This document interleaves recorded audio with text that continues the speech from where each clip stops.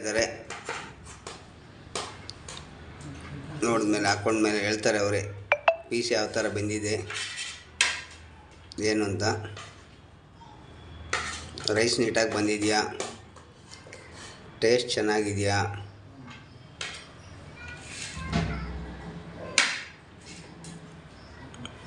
ನೋಡ್ಕೊಂಡಿದ್ದಾರೆ.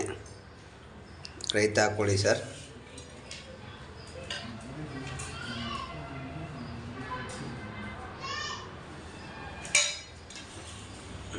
Taste ನೋಡಿ ಹೇಳಿ sir, rice ಬೆಂದಿದೆಯಾ, piece ಬೆಂದಿದೆಯಾ.